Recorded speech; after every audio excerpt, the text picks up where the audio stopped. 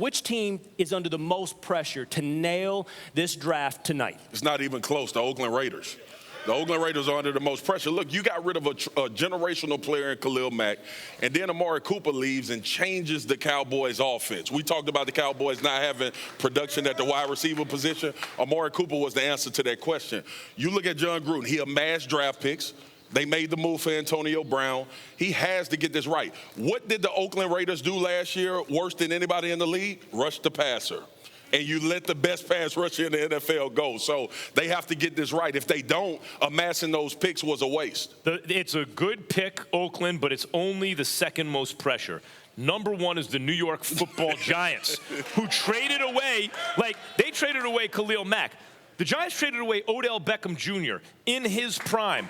That day, the Browns became one of the Super Bowl favorites. That day. And the Giants took a $20 million cap hit, and all to get a 17th pick in the draft. Now, check this out. I don't think the Giants are real when they put it out to all the reporters that they want to pass on Haskins. You would have to be mentally incapacitated to want to pass on Haskins. Dwayne Haskins, Big Ten stud. 1 year as a starter, kept getting better as the season went on. Throw the ball down the field all the time and completed 70% of his passes. 50 TDs, only 8 interceptions, carries himself like a franchise quarterback. Do you understand, if you're really serious about Devin White, who I love, by the way, but take the great inside linebacker, Luke Kuechly. I don't care how good Luke Kuechly is. He's not going to bring you the value that a Ben Roethlisberger will be. I'm trying to take just a big, strong quarterback who's not real mobile. The argument against Haskins simply is he's not a dual threat. So am I to understand that you can only be a dual threat or you shouldn't be taken up high? Because that's the only reason. If the Giants must get this right. They need a quarterback. There's probably going to be one available. They can't blow it. Calm down. I know. I felt it over here. Nah, listen, here's the deal. Max is not wrong, but I would side with you more than I would side with Max for the Oakland Raiders. Let me just give y'all two teams that I want to throw in that mix when we're talking about this. The Arizona Cardinals, okay? You got the #1 overall pick. You just picked Josh Rosen with the 10th overall pick last year, okay? You've had two, quarterbacks that you selected over the last 10, 11 years or so because you had Matt Leinart years ago. That didn't pan out as well. And so when you look at it from that perspective, having the #1 overall pick, hiring a head coach that didn't deserve the damn job, knowing that he was going to pick Kyler Murray, etc. You better get this right. That's #1. Because if you get it wrong, not only did you get the pick wrong, you clearly got the head coach wrong. And I think you got the head coach wrong, so you know it's a problem. Now, let's go this way. Let's get that out the way.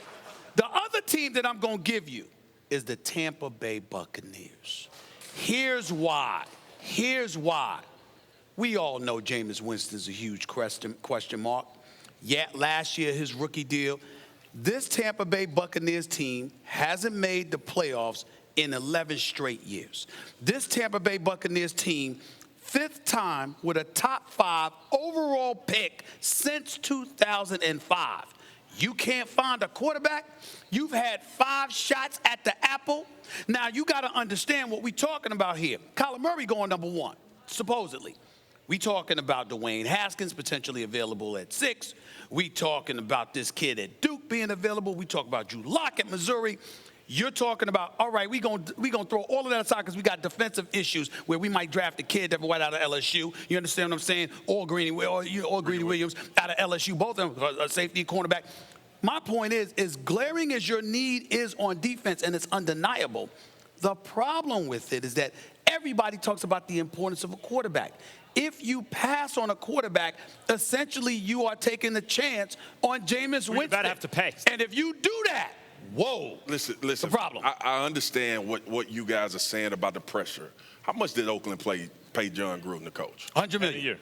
The guy that's $100 million with incentives that would throw it to 118 from what I'm told. The guy that's their GM was doing this, what we're doing the last time the draft went on. Did you know I applied? I applied for president of basketball operations. I think if Mike Mayock can do this and go from this to a GM position, how come I can't do it with the NBA? So what they did was, not that I would want the job. They playing a game of poker and they pushed them all in, boss. When they got rid of Khalil Mack and Amari Cooper, they pushed them all in.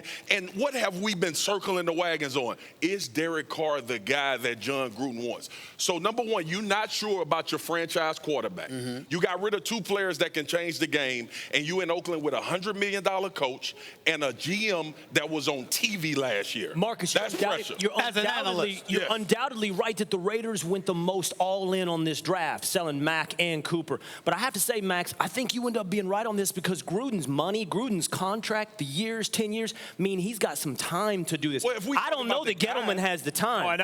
I think the pressure's on Gettleman to get it right now. My only problem is, Max, I don't think that having Will Cade support your position is the strongest thing for your position. And personally speaking, that's what I'm saying, Mr. Cowboy. That's why you end up wrong so often. Why are the Giants putting it out there in the media, always like backdooring it, right? Like, oh, I'm hearing that the Giants don't like any of the quarterbacks. That's only because Gettleman thinks he's being slick and doesn't want anyone jumping him in the draft and taking Haskins because he wants to keep that 17th pick that he got in the Beckham trade. Let me tell you why I disagree with you, because I want your response to this, Max. I don't know if we can blame Gettleman for this in this respect. Clearly, when it comes to Eli Manning, that's an ownership thing. It's undeniable when you listen to what they've said about Eli Manning. It is clear because to listen to Gettleman, you think Eli Manning's 27 years of age, still flinging footballs to win the Super Bowl championship if you listen to Gettleman. So clearly he doesn't know what the hell he's talking about in that regard. But we know he knows his football. So why would you take that position? Because the ownership has spoken up. Odell Beckham Jr. is gone. They talked about a culture change that took place. It is clear when you look at the New York Giants, you've got people working under ownership, doing the bidding of ownership, which means protecting Eli Manning. I think that you know what I think it is? Gettleman. I think that's what I really think it is. I don't think that's it. I think the Giants know they're not going to be any good this year. It's the last year of Eli's deal. They're going to have to pay him anyway. They know they're drafting his successor who's going to learn under him for at least half the season. You got to at least put out in the media you believe in the guy. You're bringing up Gettleman when I think you should be bringing up the Giants. Well, it's the Giants, not Gettleman. That's my issue.